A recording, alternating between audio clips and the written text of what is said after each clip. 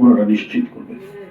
তাদের পক্ষ থেকে যদি কোনো ধরনের দ্বিধান্বিত প্রশ্নবোধক শব্দ আসে, তাহলে সেটা কিন্তু এই মুহূর্তে জাতির যে ঐক্য, সেই ঐক্যকে বিনষ্ট করবে। আমি আজকেও বলেছি যে একজন উপদেষ্টার যে কথা বলেছেন যে সরকারকে ব্যর্থ করার চেষ্টা করছে রাজনৈতিক দলগুলো, এটা তিনি সঠিক বলেননি, বরং এটা ঐক্যের মধ্যে এক ধরনের ফাটলের সূচনা। আপনারা তো সরকার, আপনারা তো বিভিন্ন রাজনৈতিক দল, বিভিন্ন পেশাজীবী সংগঠন আপনাদের আলোচনা করবে, সমালোচনা করবে, এর মধ্যে দিয়ে আপনারা তো উপকৃত হবে।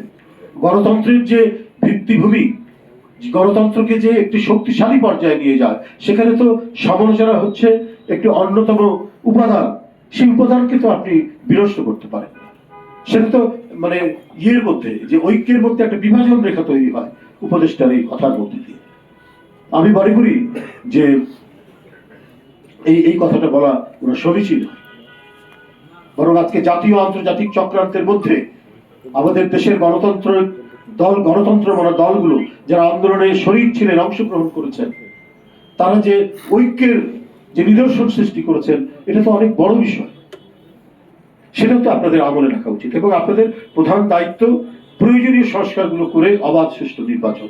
একটা নির্বাচন কি তাহলে মানে গণতন্ত্রের অন্য উপাদানের চাইতে সেটা কি ভিন্ন কিছু নাকি, যে নির্বাচনের কথা শুনলেই কেন যেন রিয়াকশন হচ্ছে কোনো এক জায়গায়?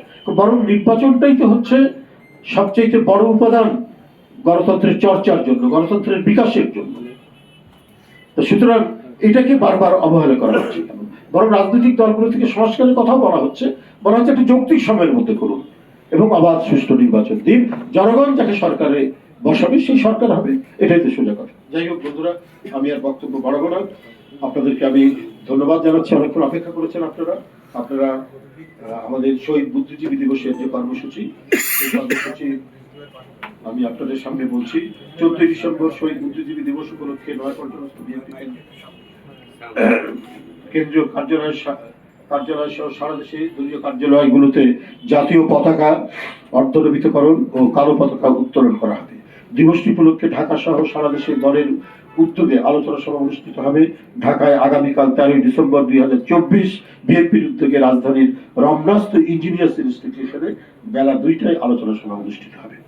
দিবসটি উপলক্ষে 14 ডিসেম্বর 2024 9টায় বিএনপির জাতীয় নেতৃবৃন্দ সহ বিএনপি এবং এর অঙ্গ সহযোগী সংগঠনের সকল পর্যায়ের নেতাকর্মীরা মিরপুরস্থ শহীদ বুদ্ধিজীবী মাজারে শহীদদের অম্লান স্মৃতির প্রতি শ্রদ্ধা ও পুষ্পার্ঘ্য প্রদর্শন করবেন। সবাই মহান বিজয় দিবস এবং শহীদ বুদ্ধিজীবী দিবস উপলক্ষে যৌথ সভায় গৃহীত কর্মসূচি সফল করতে ঢাকা সহ সারা দেশের বিএনপি এবং এর অঙ্গ ও সহযোগী সংগঠনের সকল পর্যায়ের নেতাকর্মীদেরকে আহ্বান জানাচ্ছি। বন্ধুরা আমার, মহান বিজয় দিবসের কর্মসূচি এখানে জাতীয় স্থায়ী কমিটি সহ তারা যে আলোচনা করেছেন এবং আজকের এখানে এটার উপর ভিত্তি করে আমাদের কর্মসূচি যেটা আমরা করেছি, কি বলে যে আমরা এখানে পাঠ করেছি, আমরা এখানে সিদ্ধান্ত গ্রহণ করেছি, সেটা আমি আপনাদের সামনে উপস্থাপন করছি। মহান বিজয় দিবস উপলক্ষে বিএনপির কেন্দ্রীয় কার্যালয় ও দেশব্যাপী বিএনপির সকল কার্যালয়ে জাতীয় ও দলীয় পতাকা উত্তোলন করা হবে। মহান বিজয় দিবস উপলক্ষে বিএনপির উদ্যোগে রাজধানীর রমনাস্থ ইঞ্জিনিয়ার্স ইনস্টিটিউশন 15 ডিসেম্বর বেলা 2টায় আলোচনা সভা।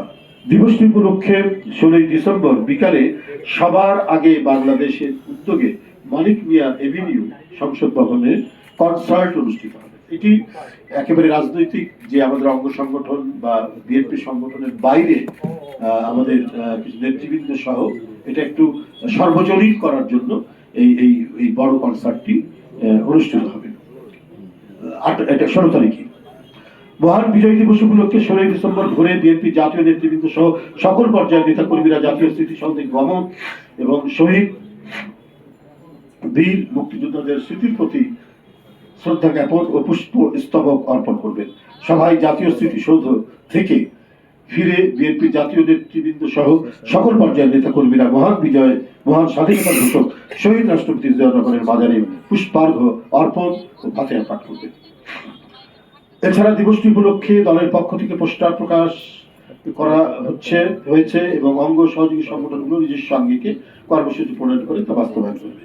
অনুরূপভাবে মহান বিজয় দিবস উপলক্ষে সারা দেশে স্থানীয় সুবিধা অনুযায়ী বিএনপি এবং এর অঙ্গ সহযোগী সংগঠনগুলো বিভিন্ন কর্মসূচি পালন করবে। মহান বিজয় দিবস উপলক্ষে বিএনপি চেয়ারপারসনের গুলশানস্থ কার্যালয় এবং নয়াপল্টনস্থ বিএনপির কার্যালয় আলোকসজ্জায় সজ্জিত করার সিদ্ধান্ত গ্রহণ করা হয়। এই দুইটি কর্মসূচি আপনাদের সামনে উপস্থাপন করলাম। আপনারা নিশ্চয়ই এটি আপনাদের জনপ্রিয় সংবাদ মাধ্যমে আপনারা এটা প্রচার করবেন, প্রকাশ করবেন, এই আশা রাখি। এবং আজকে আপনাদের কাছে থেকে বিদায় নিতে চাই এবং আমাদের যে আজকের আলোচনা সভারও আমি এখানে সমাপ্তি ঘোষণা করছি। ধন্যবাদ আপনাদের সবাইকে। র্যালি এখানে প্রস্তাব করা হয়েছে, আমরা এটা জানাবো।